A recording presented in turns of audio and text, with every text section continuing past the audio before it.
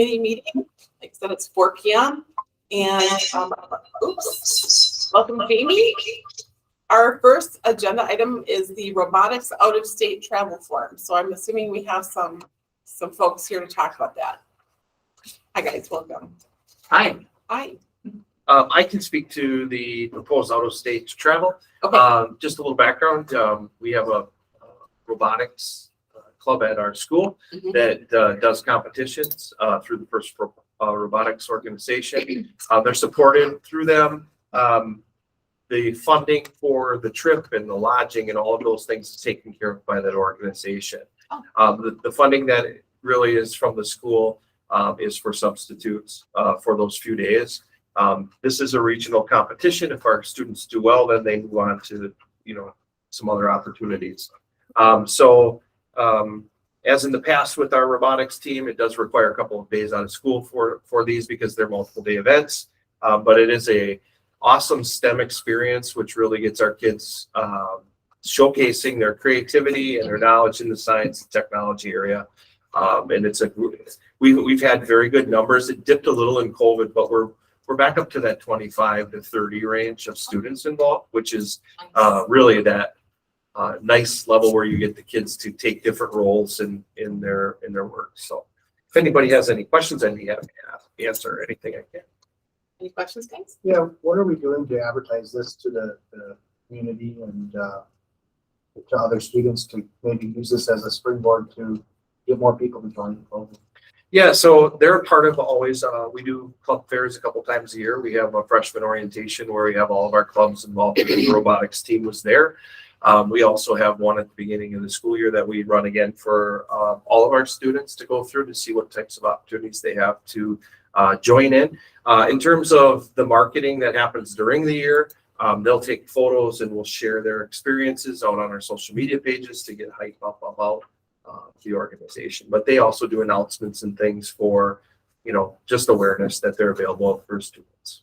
Yeah, with this particular out-of-state travel, I think it's a great opportunity to just use it as a springboard to keep on promoting it to the rest of the students and staff to be a part of it as well. Yeah, that's all I'm saying. Try to publicize, make some noise about this. Yeah. Monday memo, maybe. Sure. That'd be cool. Tony, do you have anything? Yeah, I'm curious. Is this affiliated at all with? I think there's a program in town. Yes. I think you had sent something or requested information. Arrow is the Yep. This is all through that organization. Cool. All right. Yeah. They have their stuff together. It's very well done. Awesome. Yeah, I met with them. I talked to them, and it seems like a real good program. So I've heard great things. Yeah. Our kids love it.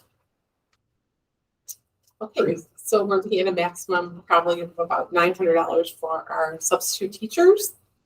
And that's really the only cost Out of our budget, right? which we have budgeted. Which is nothing for 30 students. To go do this. So I would be looking for a motion to pass the out-of-state travel forward on to the greater board.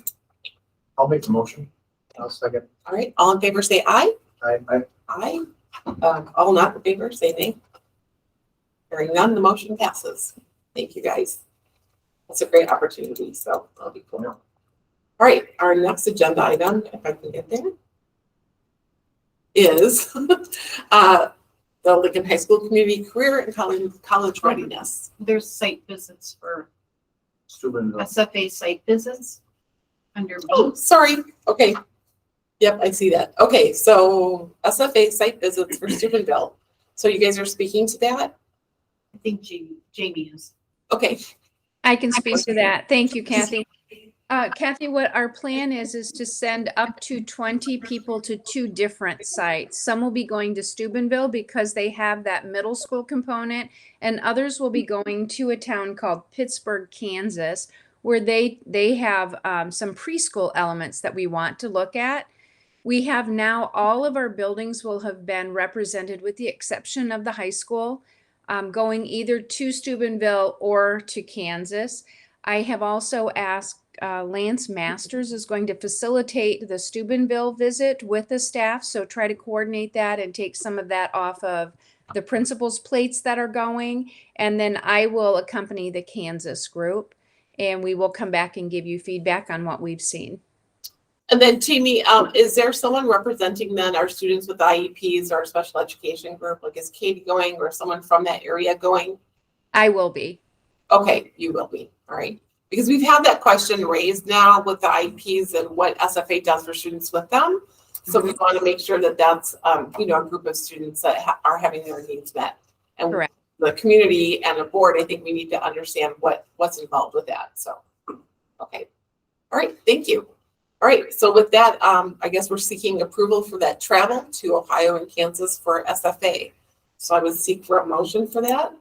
Doesn't say actionable. Or Well, it does because the first part says out-of-state travel information / action. oh, gotcha. So it's A and B. Okay, Yeah, thank so you. we would need to pass that. If, I'll make a motion to accept the out-of-state travel. okay, we have a first from Matthew. I'll second that. Okay, Tony is seconding. All in favor, say aye. All right. Aye. Any opposed? I'm not. So hearing none, the motion passes. Thank you, guys. I look forward to that and hearing the report back from that. So, okay, now we are moving on to the LHS Community Career and College Readiness, and it's information only. Yeah, thanks so much for allowing us to come back and sort of revisit some numbers and data that we've shared in the last couple of years, where we're just trying to keep the board informed of progress that we're making on two fronts. And I have some very special guests from the School of Work office with me today to help me with the presentation. And so as soon as we kind of get it set up for presenting, I'll have them introduce themselves. I'm Ashley Waniger, School Work Coordinator at Lincoln High School. Bonnie Przeniak, Youth Apprenticeship Coordinator at Lincoln High School. Nice to meet you. And I believe you had our slide presentation prior to, so we're just going to make our way through this on a little higher level and then answer any questions that you may have. We just wanted to start by reminding, so our mission at Lincoln High School is for every single one of our students to graduate ready for what's next. And when we talk about ready for what's next, that means that they're ready for college and career. And that's not an and or, that's both. We want the door to be open for all of our kids at any point in time on their way through to be able to say, no, I want to go to a four-year college. But at the same time, we also recognize that there are students that are highly interested and skilled and want to learn more about careers, and that we support them through that work too. But that is why we exist. Our vision is really that we take that mission, and within that, we're really attempting to create effective communicators, creative problem solvers, and engaged community members through this entire process and through the learning that takes place at Lincoln High School, whether that be a venue of school and work learning or college preparatory learning. That is our vision. So in particular, just wanted to share a little bit about the journey that all of our students take. You'll see it's called the ACP journey, or the Academic Career Planning Journey. These two ladies, as well as our school counselors, have done a tremendous job of creating priority standards for each student at each level around academic and career planning that we institute through our homeroom period. What you'll see here is sort of this is the way that we move kids through this. We want them to first know a little bit about themselves, their interests, their skills. Then they move into that exploration mode where we want them to really be looking at what are the types of careers that are out there for me? What types of education is necessary for these careers, and how do I get myself there? And that's that plan. And then it's go, right? So we have, and they'll talk a little bit more about the specifics of this, but that's that process that we use to help get all of our kids ready for what's next for them. At what point do they start this? Like, who all gets to be part of this? Every student, every grade level, 9 through 12, there's different standards at each level. So specifically in our School of Work office, we have 4 main kind of focus areas that we kind of base all of our activities around. So we have the work-based learning, so that encompasses our work experience and youth apprenticeship programs. We then have career exploration, so that includes a number of things like industry and business tours, guest speakers, job shadows, Career Expo, which is an event for all of our freshmen to learn and talk to business professionals at LTC and UW Green Bay, CNA training classes, as well as inviting military reps into our school to talk with students. The next focus area is college exploration. So campus tours, college fairs, college reps coming to Lincoln, as well as a variety of programs that allow our students to take some free college classes.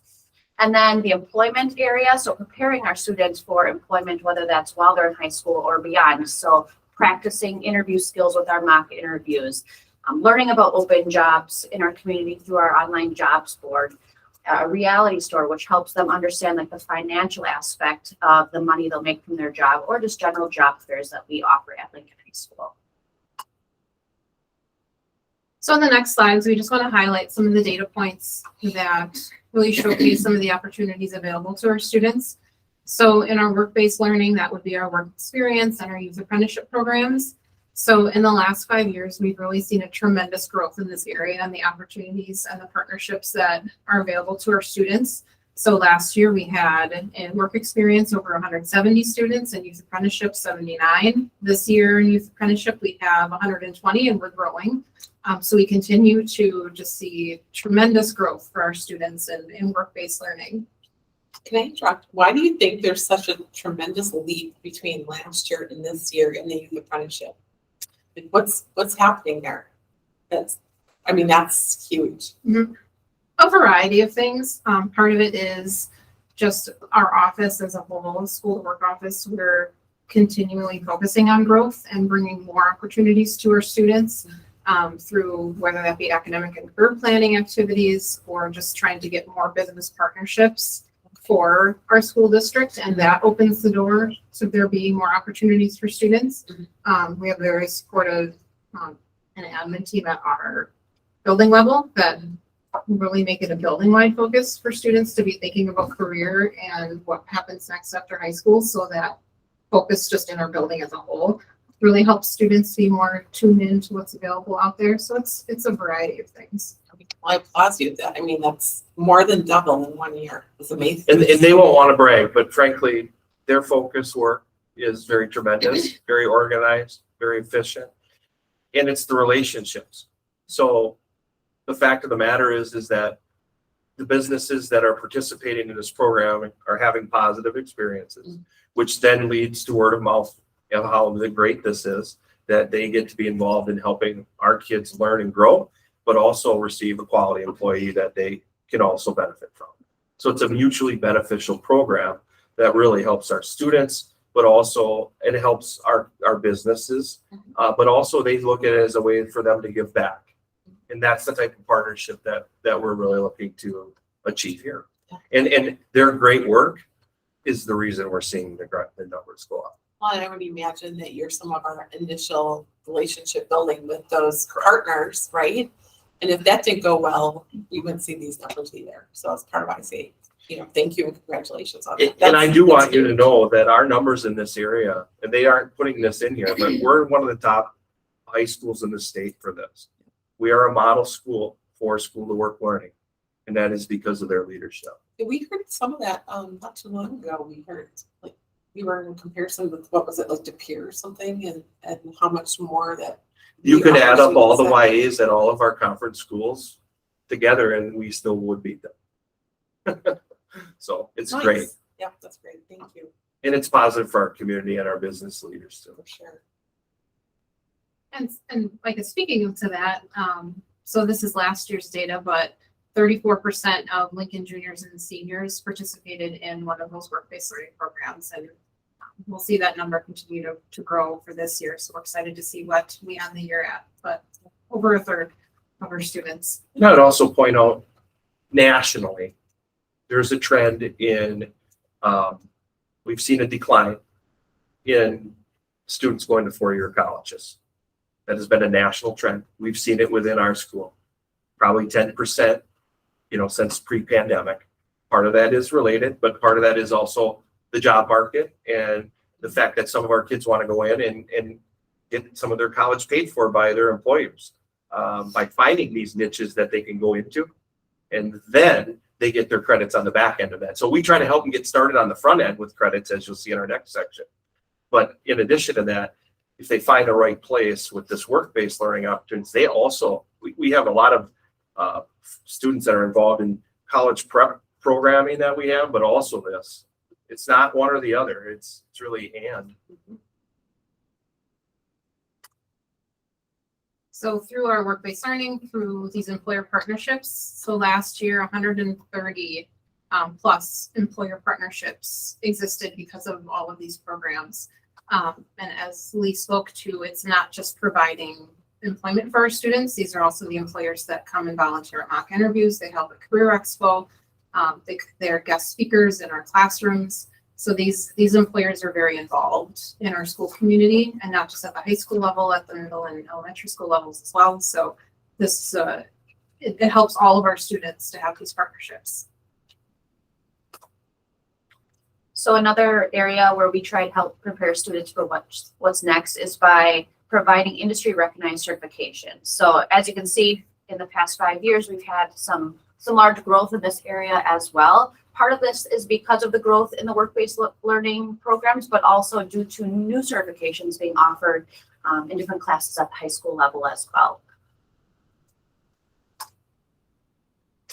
I want to spend just and focus in a little bit on some of our data around our college preparatory work. I will remind you that and the board was very much in support of this. We have a Laude system to recognize our students for honors. And with that Laude system comes Laude points for taking more advanced coursework. So students are incentivized to take more rigorous coursework through this opportunity to earn some extra points towards their honors level. When they would graduate as, if you're similar, it's the Latin honor system that they use in most colleges and universities. You got your Laude, your Magna Laude, and your Summa Cum Laude. That's the system in which we're mirroring. And we have our first group that will be seniors next year that are under that. So all of the things that are in our student course study bulletin that really is very clearly delineated in that students who take those courses, for example, Mr. Phipps, when you were in my AP US Government Politics class, that would have constituted as a Laude class. Any of our AP, IB, the top bands, it really is open to any department who can propose for Laude, but it has to meet a certain set of criteria. So that's the baseline for where we're hoping to see growth in those areas, because the research also indicates that our standardized test scores that we're looking at can be improved by more of our kids taking more rigorous coursework, which makes sense, right? So as you take a look here at our numbers, I just need to make sure that I'm pointing out that the bottom asterisk numbers, we're trying to give you a snapshot of what it's currently looking like, but we only have semester one data as of right now. So really you're looking at last year's totals on the top with this year's only first semester total. So if you wanted just to kind of estimate those being doubled is where those will likely end up in second semester. And if we're continued to be invited back to show our progress in these areas to this committee, we would continue with this format and add those years on so you can see the trends in the data. But here you're seeing advanced placement enrollments, IB enrollments, college credits and high school enrollments, as well as our advanced standing coursework, which we have agreements through LTC. So students basically take our courses at Lincoln High School. If they earn a grade of B or better, they are then in advanced standing. And if they enroll there, those courses are all taken care of. So we give kids a huge leg up going into their college years with some of these things taken care of, really by just taking normal Lincoln classes. Example would be sociology. It's just an example. On our next slide, you're literally looking at the number of college credits earned through our early college program.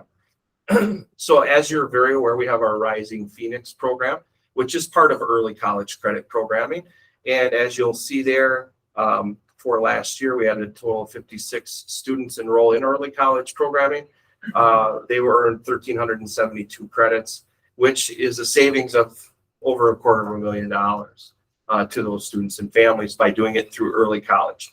I'll remind you that the agreements that we have in place with our partner schools are very advantageous for also the school district, as early college is a state program that we're in, and it makes it very advantageous. With the discounts that we get per credit hour, it wouldn't be possible, without that. And so, just a huge thanks to the support of the district level administration all across the board to help us with these agreements, because frankly, this early college, these numbers are real value to the people, you know, in our community and our students to get a leg up. And as you'll see here, there's a total so far this year of 54 students with 802 credits. And again, if you simulated that out and double it, even growth in this year's numbers from last year. You'll also see noted here our transcripted credit numbers as well. Those numbers, that's a little bit different than advanced standing. So for example, with LTC, we have a number of courses that are transcripted credit. What that means is if you get a C or better in the course, it actually goes into, it's on your transcript as college credit earned. So that's also a savings here that we're looking at. And that really is at no cost to students or the district, because those are agreements we have with that college, and our teachers are teaching their curriculum. And so that's kind of where we are with those. And again, where we start is where we end, which is our mission, and that's what we're trying to help our kids with. And we appreciate again the time here today, and would love to answer any questions you might have about any of the programming or the data. I'll just make a quick comment. Great job growing these programs. This is really good, valuable, value add in my opinion to our district. So I think it's a great opportunity for our kids to save a lot of money and get work experience. So keep up. Thank you. I would say that I've heard nothing but great things. However, I'd like to hear what are your challenges you've had with this program and what you forecast to be potential issues. I know we added some staffing for you guys last week. Is there anything else you'd like to highlight publicly right now so that we all can kind of get our bearings with?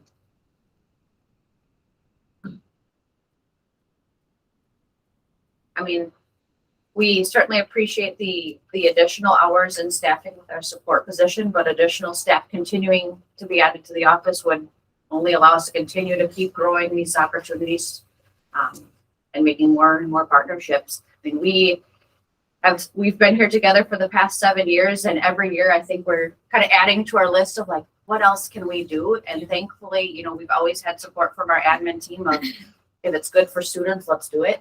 And we've had the support of every business. I don't think we've ever had a business tell us no. If we go to them with a good opportunity and a way to partner together, they want to help as well. So I just want to continue to do that as a team. I know that's what we want to continue to do as a building. That's what we want to continue to do. So, but at the end of the day, it comes down to the people and time, and there's only so much time in the day. So you would need more staff than what you already have now, is what you're saying? I would say if we keep growing and growing and growing. I think we're appropriately staffed now. We very much appreciate the extra support in their support person, because they really do a lot of the legwork on the scheduling of things like our tours and things. And, we want to make sure that our staff understands that, to go into teaching the high school, sometimes it's hard to because I'm a math specialist or I'm an English specialist. When you're meeting with your kids in their homeroom though, you're like their advisor or their coach as far as helping them go through that process that we talked about before with the exploration. And so helping them buy into that is also sharing opportunities for them to learn more about what the kids are involved in. So for example, these ladies are putting together a thing on one of our staff development days. We'll send our staff to a couple of businesses in town where we have kids doing YA or work experience, go in and get a tour of that facility and learn about what our kids are doing, because they have to feel more connected to that as their mission of helping kids figure this out. And we want to show it to them and get them the chance to see, also some of these teachers haven't been working or have worked in a place like that. And so it gives them an opportunity to see what their students are doing in a different light as well. And, I think to that point, Mr. Phipps, it's just that, as we would continue to grow and have more opportunities, maybe, but I think the resources that have been given recently has been very helpful, and we're very grateful for those. And I think we're staffed at an appropriate level at this time.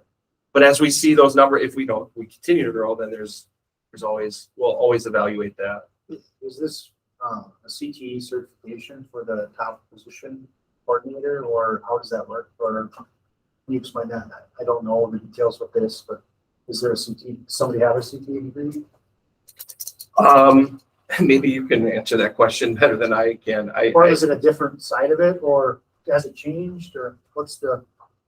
No, I think it's, I believe these two ladies were in their positions before I got to Lincoln. So I don't know exactly, what the job description had in it in terms of what, certifications are necessary. But, they're serving in those roles. So, I think it's just a matter of matching the person to the job description. I don't know that there's any certification really specifically necessary for this. Just knowing and understanding how to build really positive relationships with our business community and really high levels of organization and communication like these ladies have would be on the top of my list, but no specific certification that I would be aware of that's required to do this work. Either way, you're very good. at what Yeah, you're doing. that's not the point. I mean, was yeah, asking. because, yeah. Yep. So Thank you. thank you for that and all that you're doing. Obviously, you're passionate about what you do too, or would be as successful if it is. So that's really exciting. And it's another way that we can be a destination district too, by talking more about our success with that program. It has to be like inviting for a lot of students. So thank you. Correct me if I'm wrong, Lee, but the work that you guys are doing here with the opportunities with the local businesses, that's an area that we've been really strong in, like statewide, right, compared to other schools. And I believe that falls under the dual enrollment area in the state report card, unless I'm mistaken. There is a place in the value added area of the report card that does report some of these numbers. I will tell you that I do believe that our work-based learning numbers were inaccurate and I'm not really sure why. We're trying to figure that out, but we'll get it fixed. But yes, there's a location in there that talks about this. And those are two areas that we usually by far exceed the state in. Work-based learning and college readiness in terms of early college credits for students is a huge area that we are very on the top end of. Yeah, that's what I thought. So Yeah. I just wanted to point that out and highlight that. So Yeah. Thank keep you. up the good work and, Judith, where that's definitely a strength in our district. So. We were having a fall conversation today. Yeah. We need to really promote that. So, well, thank you again. Great job, guys. guys. So, yeah. And have a Merry Christmas. Yeah, thank you. You too. Appreciate it. Enjoy seeing you right here. Many things. All right. With that, guys, we are on to our district curriculum mapping update. And it's for information and discussion, which I believe is Jamie. It is me, and I'm going to ask Mr. Bull to join me in anything that he has to add or subtract from the conversation. So Okay. one of the areas that we're looking at right now is in all of the curriculum projects that have gone on in the past and will go on in the future.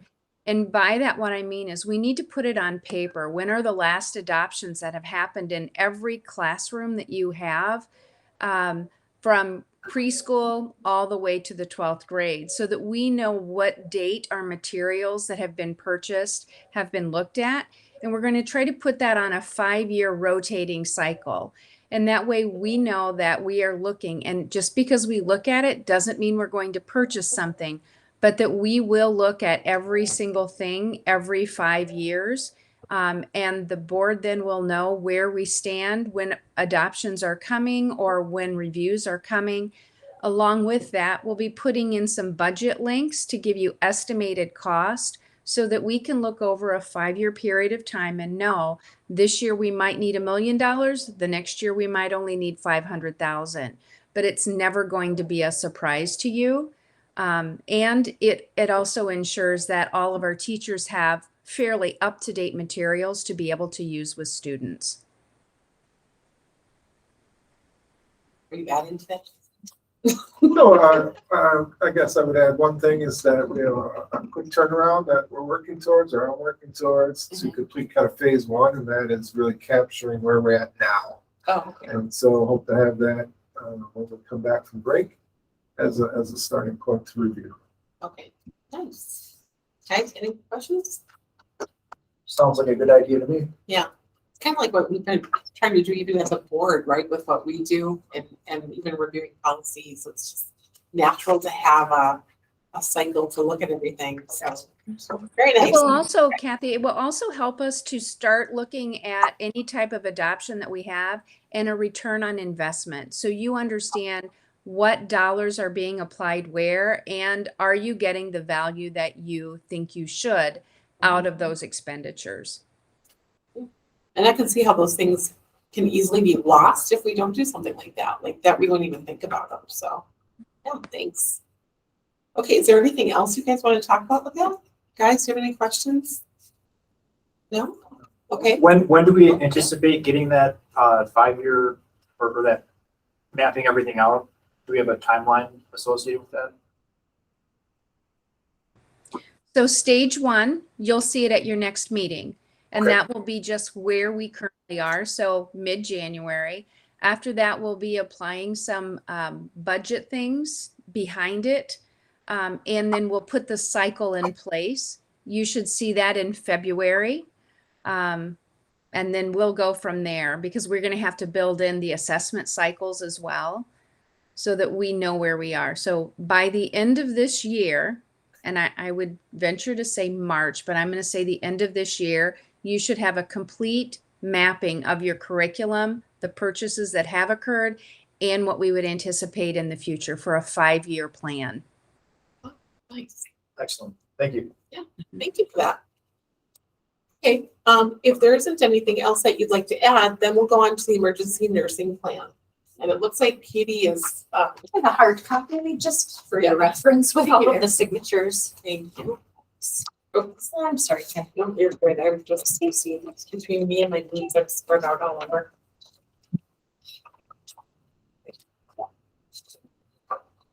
Annually, typically a little bit earlier in the fall, but with the transition to my role, Jenny Higgs and I have coordinated to get to you this year's version of the emergency nursing services plan. Nothing has changed from last year. This is an annual requirement that we will post on our webpage, and that we need to have on file in regard to medication administration, when to call 911, what happens as far as a protocol that our nursing staff follows when we need to make such a call, things such as housing, medication, and safe storages practices, and those types of things.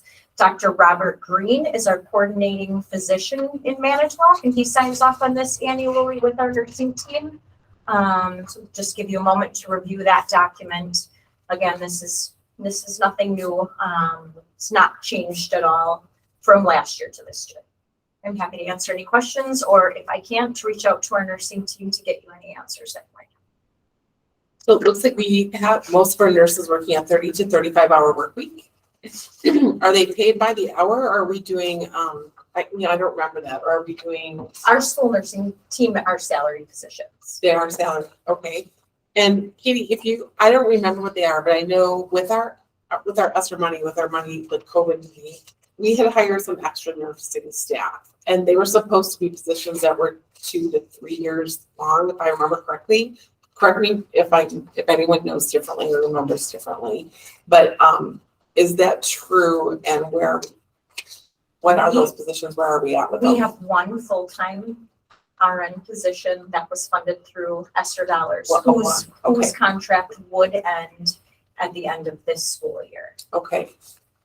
I believe the team would advocate to find a way to keep our team at status quo right now. So that may be a conversation that I would look to Angela to have and then discuss at a future meeting, likely personally. Okay. So with our approval of this, though, we're in essence approving that position also. Am I right or wrong? No, this is just the plan. This is just the plan. So this is currently our nurses who would follow through and oversee the implementation of this plan for this school year in our school district, in all facilities. Okay. This has nothing to do with any positions. This is simply just the nursing plan that's implemented. Yes. Okay. Right. And so this is just information and discussion. So Correct. there's nothing that we're approving anyway. So, okay. I think this is just a lot to go through. So I don't really have a whole lot of questions at this And time. if something would come up, just let me know. Okay. Have there been any notable changes from previous plans? No, this is, it's a pretty general document. Say the school board policies that had been in previous plans are all applicable in this plan. It's a pretty run-of-the-mill emergency nursing plan. But if you should come across something and have any questions, just please let me know. The other thing I'll say is that I have been told publicly, privately, I'm sorry, in private about dosage, making sure that the dosage was correct for children. And we should, obviously make sure that's a keystone to our routine of handing out medicine to our students. That we really double, triple check and make sure that's done correctly. So that's the only thing I'll say to this, that we need to make sure that that's not an issue. It was brought up to me privately a few months ago that there was an issue at a school and I didn't, this is what I'm going to say to it. So let's just highlight that. Let's focus that there was no mistakes. Maybe it was an accident. Hope it was an accident. Obviously. I can share that feedback. That's all I have to say to that. Okay, thank you. Katie, does, who covers to make sure that our equipment is in compliance? So like our AEDs, that they're working, and is that covered under our safety people, or does the nursing staff check that on a periodic basis? Our nursing team has a routine for checking equipment and providing training for staff members to utilize that equipment. In fact, I believe there was a notice sent to our central office staff for anybody recently that would be interested in receiving AED training for this building specifically. And there's a rotation for all of our locations. Got it. So, And then I'm assuming, but just to ask, do we have logs that everyone has been trained, or when the equipment's updated, things like that? yes, Okay. so that's kept right with each device in each location. Okay. Some of our locations have multiple devices. And then there's emergency team or emergency response teams in each building. So there's multiple professionals that are trained to utilize those devices and trained to document appropriately in the event that they're needing to be utilized. Excellent. It would be called a medical error. That's what the technical term is. I'll speak plainly. If the dosage is wrong, accidentally, we call it a medical error. Define it. Okay, are we done with that then? Any other questions? Yeah, okay, then we're gonna move on to the code of conduct update. Yes, there's a supplemental material that was included in the board book. Last time we talked about bringing some data. So this is just a snapshot of time. We'll bring some data every month to talk through. And so some highlights as we look at this data. This is really reflective of data through December 6th. Won't read it all to you, but here's some highlights. You'll see it broken down by grade band. And then the next column is number of students. The following column is number of in-school suspension and out-of-school suspension. You'll see those numbers, the number of students and number of out-of-school and in-school are different. And that is because we have some students that have more than one in-school or out-of-school suspension. So that's the increase. The next column just captures the grade levels, number of incidents by grade band, or kindergarten, for example, in first grade.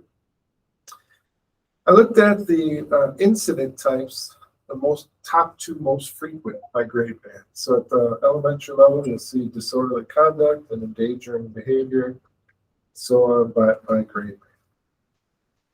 The next column is something that is of noteworthy for me. It's the number of non-special ed students, so students without an IEP, that have an intervention plan, like the 360 plan we talked about. Those numbers are low. And we've talked through that with the ad hoc committee. We've talked that through with our building leaders. The system's in place. We need to utilize the system. I'll talk more about that in a moment. And then the last column is, again, number of students with an IEP, so special ed students that are represented in this data. Couple asterisks underneath the chart. You'll see that Riverview Elementary or Learning Community has no ISS or OSS incidents as of December 6th. And then McKinley Academy, we know that's a K-12 school, but there are no ISS or OSS for K through 8 at McKinley. So they're really just in high school data. Couple of bullet points. Yes, please. Thank you for putting this together. Is there anywhere on here that we can see how this compares to recent years at all? Yeah, I wrote those down, and I was really going to bring that for. I can give you some highlights, but I thought it'd be better to capture that at semester, so that, you know, it's a time frame that's the same. Okay. So I did write some down. So for example, I wrote down the number of ISS and OSS at semester one. That's why I wanted to wait. But for last year at semester one at elementary, we had 70 ISS or OSS. So we're greater than that as of December 6th. But I bring that for, you know, a table comparing last year to this year at semester break. I can give you some more highlights if you'd like now. So we're having more incidents this year at the elementary level, is what I heard. More ISS and OSS, yes. But I would like to say that it may be due, we don't know for sure what the reason is, but it may be due to the actual reporting and the fact that we have a code of conduct now. So that could be part of the change. We're not certain of that yet. I would totally, that we're doing a better job recording. And yeah, and actually having kind of real data. Or maybe all encompassing data would be a much better term. How about the middle and high school levels, you know? Yeah, semester one, as of, for last year, semester one at the middle level was 163. Wow, so we're doing way better there. And then the high school, I'm sorry, semester one was 60. So we're more there. Yeah. Well, I remember last year, from what I recall, it was like that 6th, 7th grade group was kind of the most challenging, or at least that's the one I heard the most about, if I remember right. So, yeah, that's interesting. I'd be curious to see what that final, I think we're pretty much at semester, right? And we have January 14th, 15th, I think that Friday is the hearing. Yeah. So when that concludes, we'll bring that little table of comparisons for you. Yeah, and I think it's really important that we continue to have this conversation, but also I think next year, which, you know, like we need to have that data now, but I think next year will truly be more apples to apples. Yeah. Just because the code will have been in place both years compared to.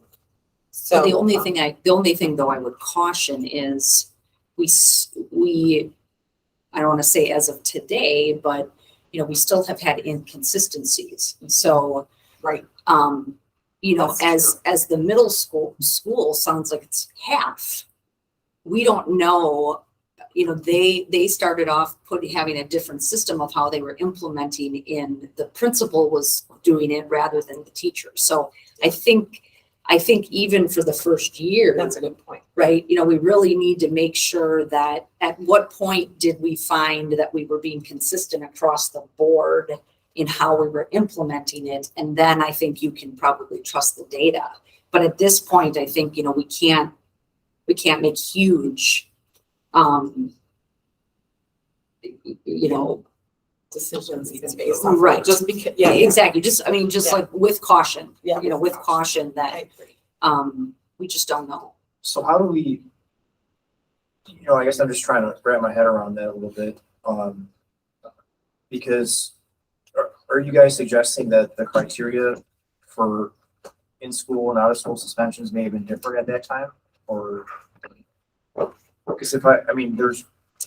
I am not sure what that is because I wasn't involved with it before. Yeah. So I think the level or the tiered systems of the code of conduct is giving more direction.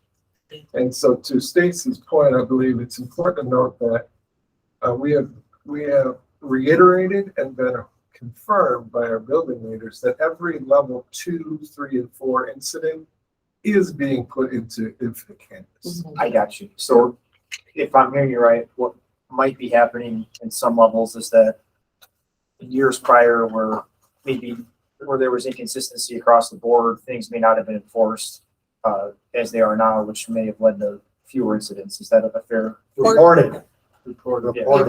or reported in different ways. Like now we have a more consistent, you know, a more universal approach to the whole thing so that we have really accurate data to look at so we can understand it Oh, wow. So instead of various sources. And just some clarification there regarding the inconsistencies, as Jason had reported, you know, all the data has been entered, but we did have questions about whether or not teachers were entering that data. By January, all teachers for sure, because there's some concern about whether or not they are comfortable with entering, but all teachers will be trained and entering data by January On Infinite in Campus. campus. Well, that'll be fabulous. I mean, that's, it's hard with the rollout and being so like before school, but we needed to get there. So that's good. And that leads to some of those additional updates, right? So we have worked with our principals, and all building leaders will spend time in January, that semester break. We know that we have new staff members that have joined our learning community since October, September, October.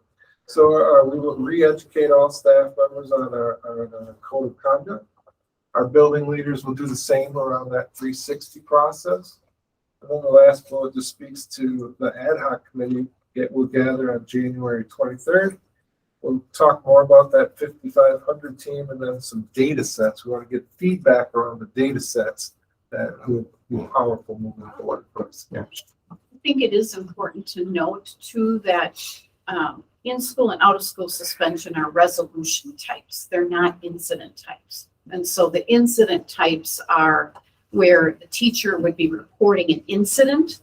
That's where we would look at the numbers being maybe a little bit different depending on what kinds of behaviors are we now seeing more prevalent. And you can see that column there, when we look at the previous years where it says incident types, we don't want to know, is disorderly conduct a common thing? Was it common last year? Is it continuing to be common? Because that tells us then we need to do something around that behavior that's spelled out in the code of conduct. That's what that helps with. In-school and out-of-school suspension really reflect office managed behaviors. Teachers are not assigning in-school or out-of-school suspensions. That's assigned by an administrator. And so there may be some discrepancy based upon, that consistency, like we now do use more of this or more of that, but realistically that response to those behaviors and those two types of resolutions, there shouldn't be a ton of discrepancy because they would typically be assigned to a specific level, usually level 2, 3 behavior. Level 4 behaviors are behaviors that are moving towards expulsion. That would be reflected in their most definite. So there might be ways that buildings are trying to resolve some of those behavior concerns in different ways. That part, we would have to think about with the new code of conduct, but really these two are resolutions. Teachers are not assigning these things. This is something that the office is deciding. Teachers are informing of incidents. I really think it's important to note that the systems are in place, and this second to last column is intervention plans. That's the opportunity. We need to utilize the systems, re-educate, and then implement it. So those are the conversations we're having with the leaders. Okay. Any more comments? I or just wanted to questions? say one other thing. I mean, I think everyone, I would hope everyone acknowledges this is an absolute great start. Yeah. I mean, it's a funnel and constantly needs to be tweaked. And, but we're so moving in the right direction. Yeah. So I think With you that's, calling it a living document.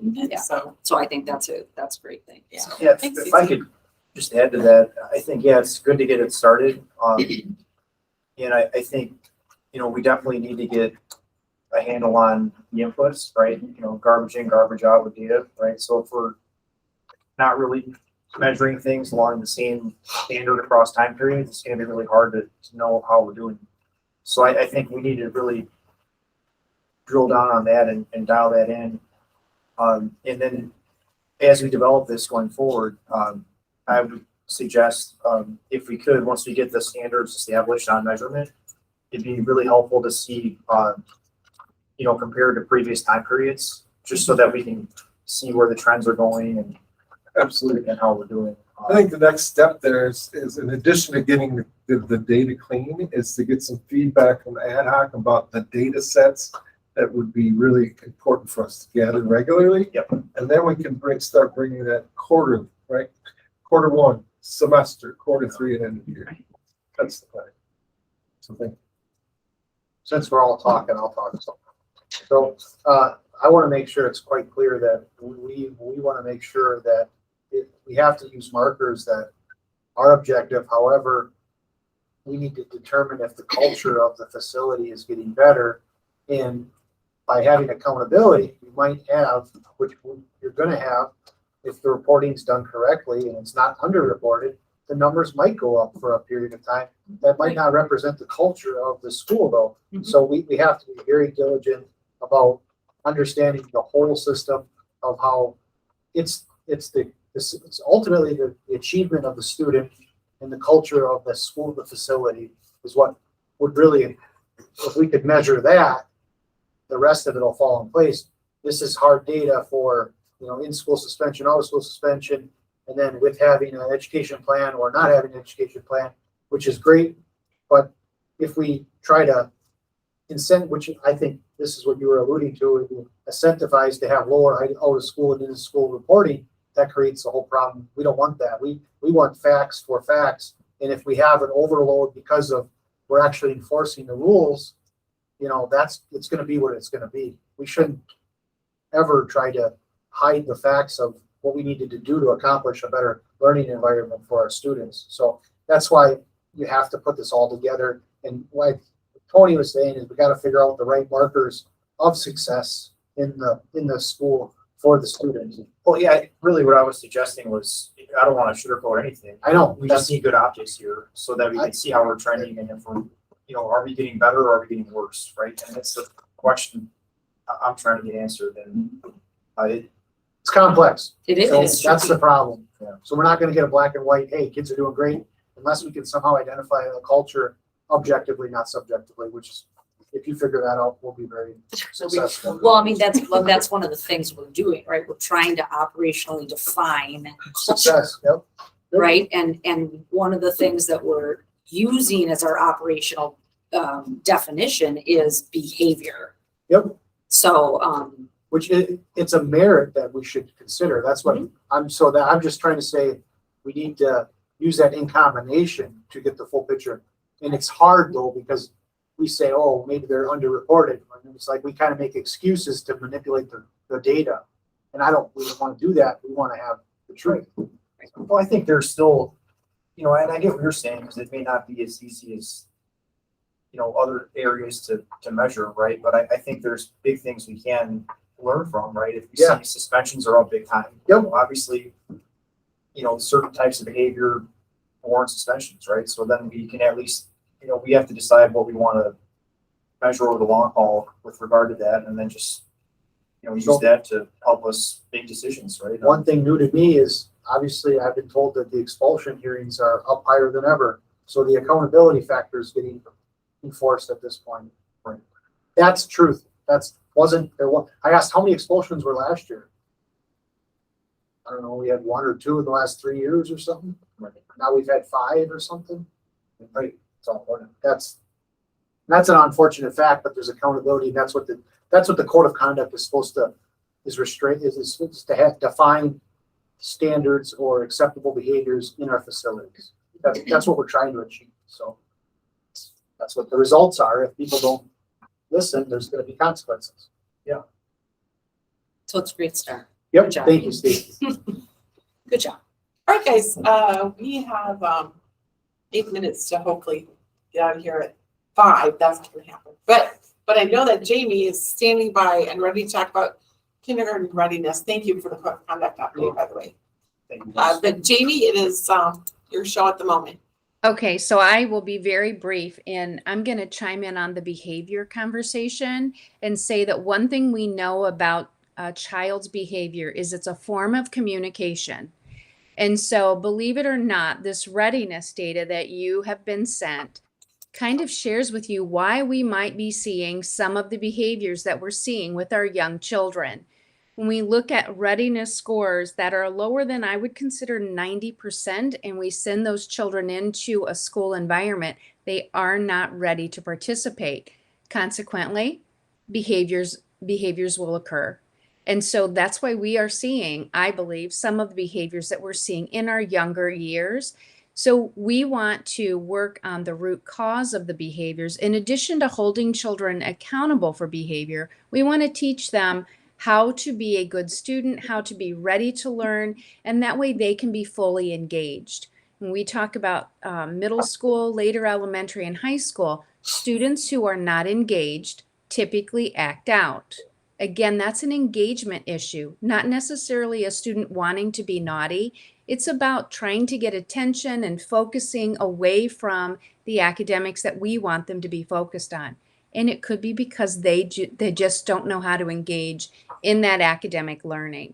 So the kindergarten readiness scores that I shared with you are they're scores that are taken at the end of the 4K program. You can see that there's some area for opportunity in order to increase them.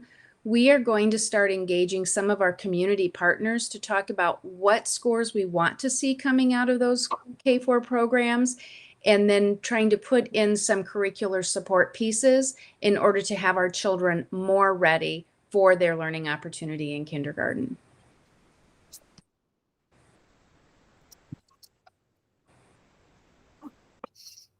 Jamie, I want to just say thank you. This is a very hard conversation to have, and you are taking it on with full force.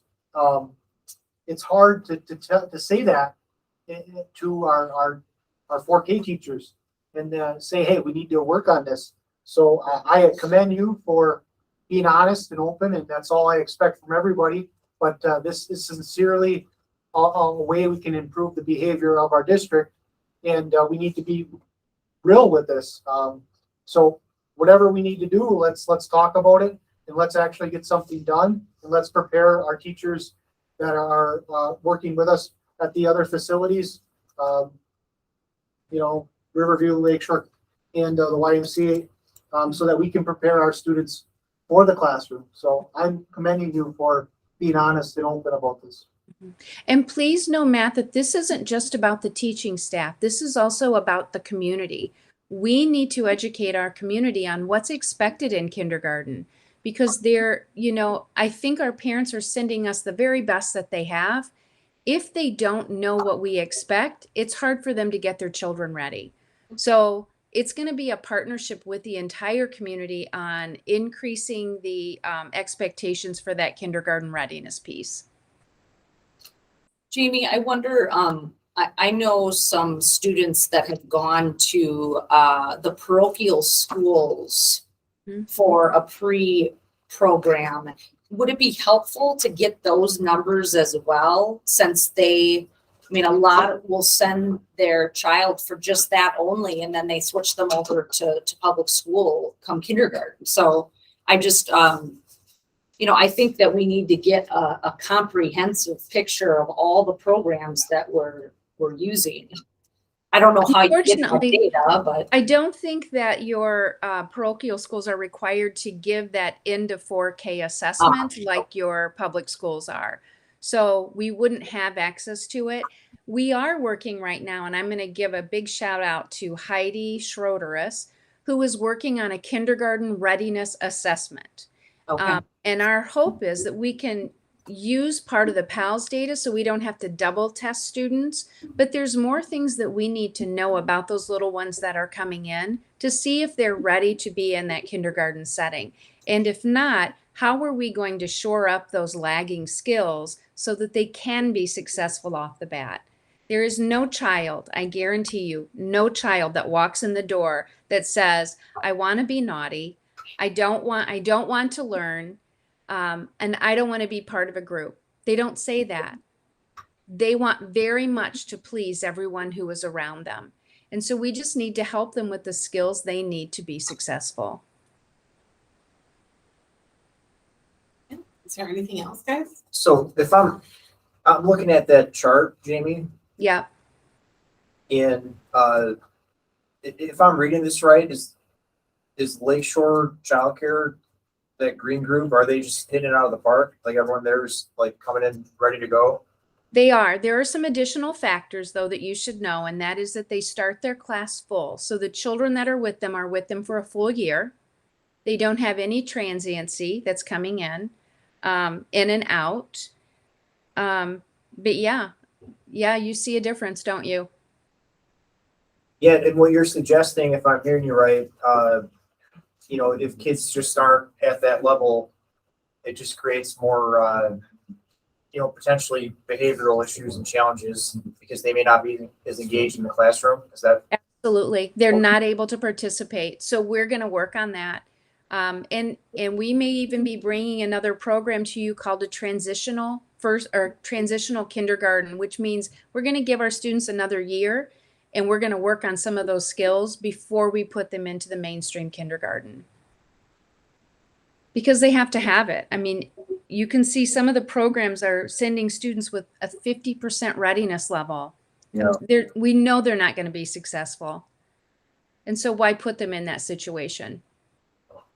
Yeah, thank you for putting this together, for being proactive and getting into the root underlying issues here. And I think, yeah, there's a real opportunity here to hopefully, if we can shore this up, you know, downstream, hopefully we'll get better, you know, better results on the back end. So thank you.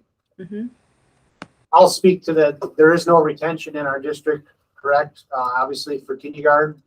So if they come in not having those skills, what you just said, having a transition, we can call it whatever it needs to be called. But thank you for being honest and saying that, you know, if they're not going to be ready, another year is not going to make them, or another year might make them more ready compared to just pushing them along. That's correct statement is what I'll say.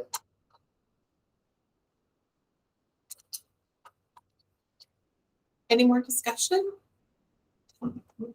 Thank you, Jamie. Thank you. Great. I'm sure we'll talk more about these kinds of things in the future. So thank you. And then last on our agenda is our disproportionality update, which I believe will be Katie. I will go really quickly through this because I know you have another meeting that you would like to probably start sooner than later. So you have a link to, I think, something that ties really, really nicely into the last couple of conversations that we've been having around behavior and systems that we have in place and teaching our staff how to utilize those systems, Katie, such as the Katie, 360. I'm sorry, we don't have a link. You don't have a link in the No. curriculum committee? Oh, I apologize. I mean, Um, I does don't anybody know. have one? No. Okay. I can send I that just out. want to make sure that. Yeah, I can send that out to you. So Okay, I'll no just problem. speak to it quickly Okay, good, first, and then I'll good. send that to everybody. So my apologies for that. So in effort to address challenging behaviors and have a systematic approach to intervening when students are struggling in the classroom, because they are communicating something that is a need or a difficulty that they're having. Madison Elementary School is proposing an increase of a paraprofessional staff member by 2.25 hours. And they'd like to model as a pilot a program that Wausau Public Schools is currently utilizing. They call their program the Bridge Program. We have a lot of bridges in Manitowoc, so we're not, we are going to use the harbor. The harbor would serve as a safe place. That's a dedicated calming space where students can process, evaluate, reflect on, learn coping strategies in a supportive environment that they can then take into the classroom in the event that they are struggling, either causing a disruption to or being disruptive to themselves or the learning of others, where they can learn some strategies, have the support of a staff member who would then either independently, if they're able to, send them back to the classroom as soon as they're ready to, or support that transition back to the classrooms. The goal is for this program is that our students have a place to process and learn strategies so that they can improve their access to the classroom. We can reduce the amount of disruptions to the classroom environment, and we can therefore hopefully reduce some of our incidents of exclusionary discipline practices like suspensions or in-school suspensions, out-of-school suspensions, or some of those more level 4 behaviors. The Harbor program would, again, like I said, be modeled after the Wausau Bridge program. That was initially piloted in one of their middle schools and was so successful that they just allocated some of their recent referendum dollars to spread this to all of their elementary schools and their middle schools. Lynette Seminar and her team has been working remotely with some staff members in Wausau, have been sharing their materials and their information, how they train their staff members in order to have these strategies. to support students in this environment. And then she would like to take some of her team to go there. This would be funded through the CCEIS budget through our disproportionality work to again support the lowest functioning 25% of our learners. The reason Madison, the why behind Madison right now is because they have a person who is a phenomenal relationship builder. And as you know, sometimes the success of these types of programs is because of the person or the people that we have in the role to support students. And this staff member has a desire to learn. She is a great relationship builder. We would only need to add an additional short amount of time to her already allocated time at Madison in order to make this a close to full-time position. It'd be a 6-hour position. And she would undergo some training in restorative practices, trauma-informed care. She'd have some further training in de-escalation strategies. There would be data to support the effectiveness of this program collected on a daily basis and then reviewed regularly by Lynette and her team at Madison. So again, it is a way that a student who is experiencing some challenging behaviors in the classroom would have a space, an intervention with a system and a process and the ability to learn some strategies to get back into that classroom sooner than later. To again, just make sure that we have a focus of learning at high levels for that student and then any student that is in that same classroom as them. And an opportunity to have an intervention then for students that are going through this 360 process because of some behavioral challenges, which just ties really nicely into our code of conduct work. So I give a lot of credit to Lynette and her team for researching this and being willing to give it a go at Madison. So is the program cost any money or is it just being added on to the paraprofessional? It would just be the 2 hours of the paraprofessional. Is this And that would be open, funded through our CCEIS budget. Yeah. Sorry. no problem. Is this open to any student, like a special ed? It or would be general education Okay. students. Our special education students would be supported through their IEPs and Sure. their case Okay. managers. Yeah. So this would be something new for our students without disabilities. That's Okay. a good clarifying question. Thank you. Who came up with the name? Wow. Collaborative effort. We're not stuck on the name. Ships harbor, say harbor is safe for ships to land. It's sort of a. It's a valid question. We just That's all. had, I just- we just didn't feel like we could use I bridge. care. Because our meetings go on so It's long. trivia. that's why. Yeah, because you want to know. Words have meanings. We're open to suggestions or recommendations. I love it. Safe Harbor. harbor is great. Okay, anything else? Is it safe harbor or harbor? It's harbor. Okay, It's good. the same. We aren't Safe harboring harbor is bad like a feelings here. retirement. We're not harboring. Oh, boy. Boom. It's appropriate. That's the shit that they go into.